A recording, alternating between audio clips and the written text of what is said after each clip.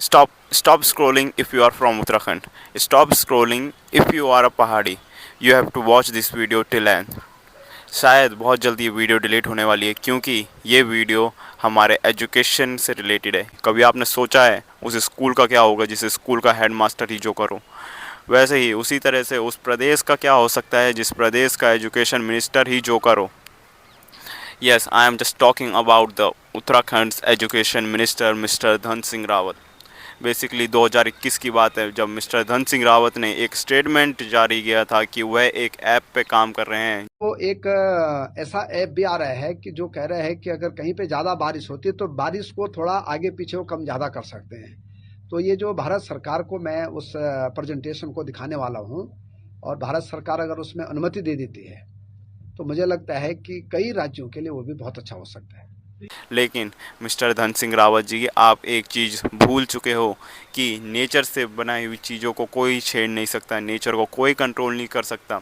आप इंसान हो, कोई भगवान नहीं जो अपने मन मर्जी से किसी भी नेचुरल चीज़ को कंट्रोल कर सकते हो। तो ऐसे हैं हमारे एजुकेशन मिनिस्टर के हाल। तो हमारे प्रदेश में एजुकेशन कैसे होगी? प्रदेश से मिलके ही तो देश बनता है, तो देश में क्या एजुकेशन होगी? मैंने बहुत बार अपनी वीडियोस में बात कर रखी है सेक्स एजुकेशन एंड साइकोलॉजी की। तो बेसिकली सेक्स एजुकेशन और साइकोलॉजी तो लीगल होनी चाहिए पूरे इंडिया में, क्योंकि साइकोलॉजी से रिलेटेड जितने भी क्रिमिनल केस होते हैं वो हमारे क्रिमिनल केसेस कम हो सकते हैं और सेक्स एजुकेशन से हमारे रेप केसेस में रोक आ सकती है। लेकिन मेरे अलावा कोई भी इस बारे में बात नहीं कर रहा, क्योंकि आजकल सबको पड़ी हुई है अपने एंटरटेनमेंट से रिलेटेड चीज़ें देखने की। इसीलिए कोई भी ऐसे मोटिवेशनल, ऐसे थॉटफुल वीडियोस देखना पसंद नहीं करता। आजकल सबको चाहिए सिर्फ एंटरटेनमेंट। अभी हाल फिलहाल में उत्तराखंड के थैलीसैंण ब्लॉक के मेन मार्केट में एक हॉस्पिटल की नींव रखी जा रही थी, जिसकी भूमि पूजन में मिस्टर धन सिंह रावत ने एक अहम भूमिका निभाई थी।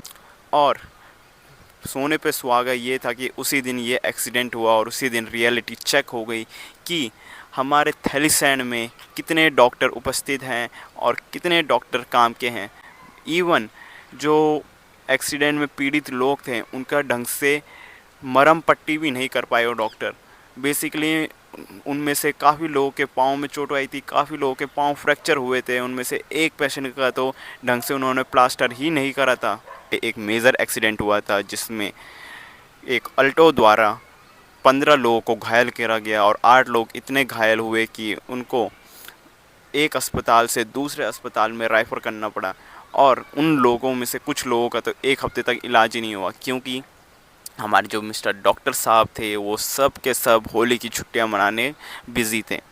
इसी कारण उन 8 पेशेंटों में से 7 पेशेंटों को बहुत ही दर्द का सामना करना पड़ा एक हफ्ते तक, क्योंकि उनमें से जो 8वां पेशेंट था उसने अपने आप अपना इलाज कराया एक प्राइवेट हॉस्पिटल में। बाकी 7 लोगों ने गवर्नमेंट हॉस्पिटल के भरोसे बैठे रहे। बस और मेरा बस इतना ही अनुरोध है उत्तराखंड सरकार से और इंडियन गवर्नमेंट से कि उत्तराखंड की भलाई चाहते हो, उत्तराखंड में एजुकेशन नंबर 1 करना चाहते हो तो हमारा सबसे पहले हमारा एजुकेशन मिनिस्टर बदलिए और उसके बाद सेक्स एजुकेशन और साइकोलॉजी को लीगल करिए।